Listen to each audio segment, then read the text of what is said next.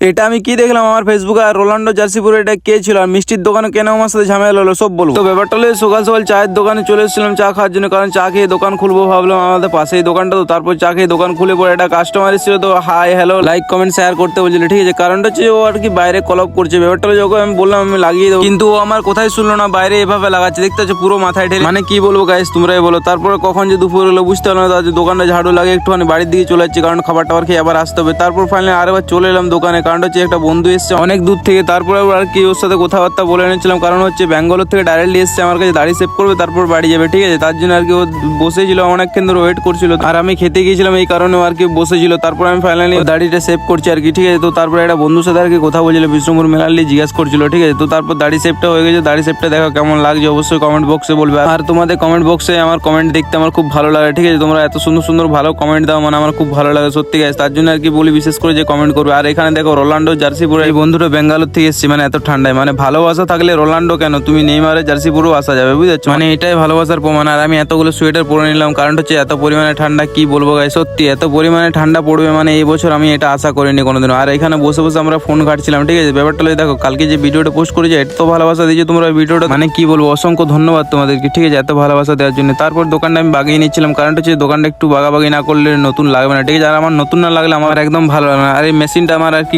গোলমাল কি করে হলো বুঝতে পারিনি, ঠিক আছে। আর আমাদের বাইরেটা দেখতে হচ্ছে মানে এত পরিমাণে ফাঁকা, মানে সত্যি মানে একটা দোকান খোলা নেই, ঠিক আছে। কিসের জন্য জানি না, শুধু এই সবজি মার্কেটটা খুলেছে আর এই মিষ্টির দোকানটা ছাড়া আদার্স কোনো দোকান সেরকম ভাবে খোলা ছিল না যে কিছু নেবো, ঠিক আছে। তো কিছু নেবো বলতে রাত্রে তো কিছু খাবার জন্য বাড়িকে তো কিছু নিয়ে যেতে হবে, তো কি নিয়ে যাবো এটাই ভাবছিলাম বসে বসে। মিষ্টির দোকানে তো সেরকম ভাবে আমি আসি না সেরকম, বুঝতে পারছো। তো এখানে চেয়ে দেখছিলাম কি বোটে এগুলো, তারপর দেখছি কাটা নেমকি। তো আমিও বললাম যে 20 টাকার আমাকে প্যাকিং করে দাও। তারপর দাদুটা আমাকে 20 টাকার প্যাকিং করে দিল, আর আমিও নোটটা দিয়ে চলে যাচ্ছিলাম। যেই যাচ্ছিলাম তো আমাকে দাদুটা রেখে বললো যে নোটটা কাটা বেরিয়ে গেছে, নোটটা তুমি এক্সচেঞ্জ করে দাও। দেখো আমিও সেরকম খেয়াল করি যে নোটটা ছেঁড়া বেরিয়ে যাবে। তারপরে এখানে দেখতে হচ্ছে দোকানগুলো মানে একটাও নেই। তারপরে এখানে যেহেতু একটা দোকান ছিল, তো এটা কি মোবাইলের দোকান, তো মোবাইল দোকানে চলে এলাম, যেহেতু মোবাইলের দোকানে আমার কাজ ছিল। তো তারপরে এখানে আর কি আমি ওকে বললাম যে আমাকে ফোনপেতে কিছু টাকা দে। তো তারপরে আমাকে বললো যে ফোনপেতে কোনো টাকা নেই আমার কাছে। তো নেই তো আর কি করবে, বেরিয়ে যেতে হবে, তো বেরিয়ে যাচ্ছে এই জন্য আর কি। আর যেতে যেতে এত পরিমাণে কুয়াশা দিয়েছে, মানে এত অন্ধকার, আর উপর থেকে বরফ পড়ছে মানে বললেই চলে, ঠিক আছে। তো গাইস নেক্সট ব্লগে দেখা হবে।